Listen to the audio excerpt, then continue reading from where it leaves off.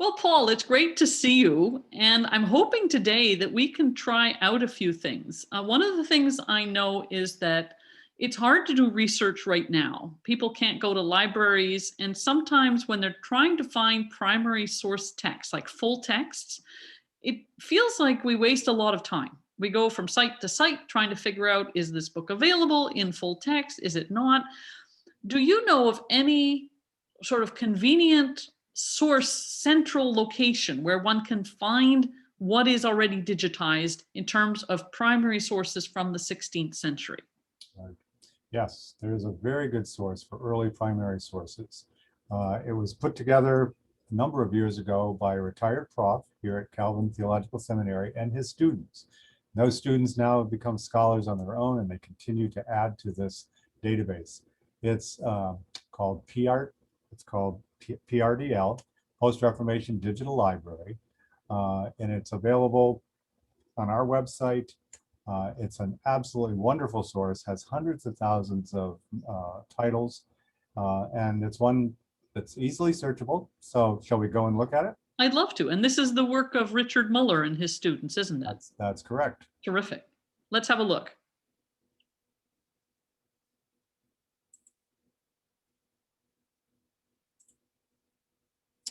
Okay, so here we are. I'm going to back out, actually go home. And you're going to see then the main screen for Post Reformation Digital Library, PRDL. It has all sorts of resources, which I would just simply recommend that you go through and find all sorts of wonderful ways in which you could zero in on a particular author, places, publishers, dates. But at this point, I'm just going to recommend that we go to the advanced screen. Right. So the book I'm interested in finding, I'm interested in Thomas Cranmer, the Archbishop of Canterbury. And I know he wrote a book on a defense of the sacraments, I think it's called, but I'd love to see the full text. Can you help me find that? Sure. Now we could type just the author in. We could also put in a few of the words. I'm going to just see. No, I'm going to actually, I think at this point, we'll just go with Cranmer and see what happens. Okay. Okay. No, conveniently, they're alphabetical. That's nice. Right. So let's see. A defense. Oh, I see it. A defense. And there's like 1, 2, 3. Can you scroll down a bit further and I can see if there's any more? There's different editions, clearly. Right. And that's one of the benefits of this database, is that it gives you a lot of different copies of the same work, published in different places. Even some of them come into the mid-19th century. And usually you want the earlier ones, but if you wanted to compare, you could.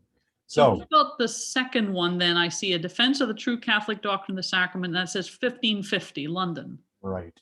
And along the right-hand side, you can see where it's available. So from Internet Archive, you can see that it's a PDF. We don't recommend that you use this search in WorldCat. That's not really helpful for most things. And if, perchance, as you look at something, you say, wow, this is not a clear copy, or for whatever reason, it doesn't come up, you can actually, because this is interactive, you can suggest changes and send them to the folks who are pulling this thing together. So anyway, we wanted to look at the second one. Do you want the PDF, or do you want the? Let's just look at it on the screen. Let's see if we can find it just through the Internet Archive. Yeah. Okay, we'll pull it up here. All right. And there it is. You see the full text. Excellent. You see that it's actually opened on page 14 of 258. You can back up and see that you're getting back to the first page, the actual title page. You actually have a search screen here at the top. So if you had a particular term or item that you were looking for, you could search for it and it would take you to that page. Well, that's fantastic. So that's really easy. Now, can you show me how you would find the PRDL from the Meter Center's homepage? Because that's the part that people might need to see. Sure. Let's go to the Meter Center's webpage, which is on the site for Calvin University. The website, or the address, is here at the top. Yep. As you move down the page, you will see 3 boxes, and in the middle is the Post Reformation Digital Library. And as you click on that, it opens up, takes you to the main page. You can do the quick search, you could do the advanced search along the side. It has all sorts of interesting things, new things that they've perhaps added. I would highlight these various ways in which you can sort of break down topics. So if you I are see that. interested Yep. in the places of publication or maybe ecclesiastical assemblies, you can actually go to those and documents related to those topics will come up. But it's a great resource. It's one we highly recommend. It's free, it's interactive. It's just a great place. And if you want to in any way know more about the Junius Institute, you can search, click on this, and it will take you to more information. Well, that's fantastic, Paul. Thank you so much. And I'm hoping that all the people who are watching this will find this tool very, very helpful because it is such an amazing resource for research. Thanks again.